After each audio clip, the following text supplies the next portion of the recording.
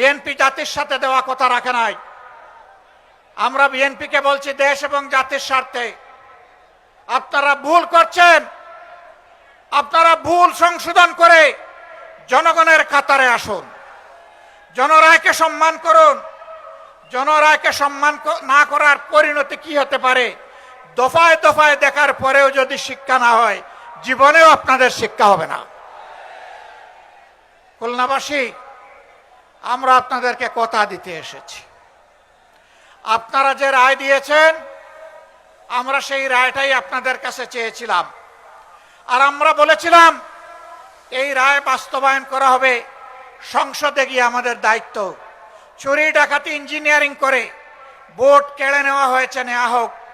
আমরা সংসদে যা আছি তাই নিয়ে আমরা সিংহের মতো লড়াই করে যাব ইনশাআল্লাহ। আমরা জানি সহজে কানে পানি ঢুকবে না, তখন সিরিঞ্জ দিয়ে যদি ঢুকাইতে হয় সে পানি আমরা ঢুকাবো।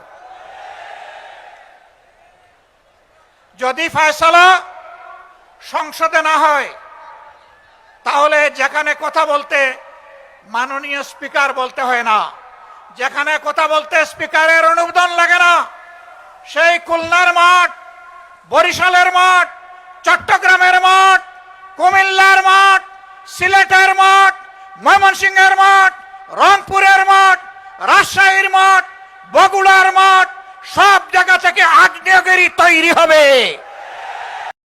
এই আগ্নেয়গিরির দাবানলে সমস্ত আবর্জনা পুড়ে সারকার হয়ে যাবে। শত যন্ত্রণা বুকে নিয়ে আমরা নির্বাচনের ফলাফলকে আমরা মেনে নিয়েছি, কিন্তু একথা মনে করবেন না কেউ, নির্বাচনের ফলাফল দেশে একটা গৃহযুদ্ধ শুরু না হোক সেই জন্য আমরা মেনে নিয়েছিলাম। আমরা কারো বাপদাদার চক্রাঙ্গানিকে আমরা পরোয়া করব না,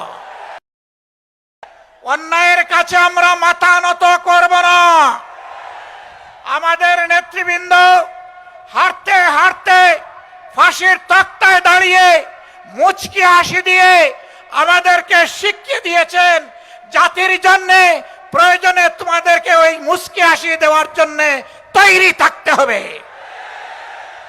খানজাহান আলী শাহ মখদুম, শাহজালালের এই বাংলাদেশে জনগণ সেই মুচকি হাসি দেওয়ার জন্য প্রস্তুত।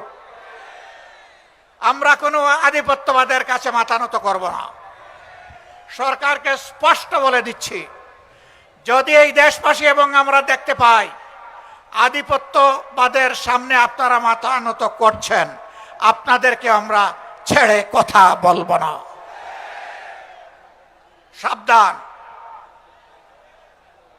20 কোটি মানুষের 24 কোটি হাত আজ প্রস্তুত।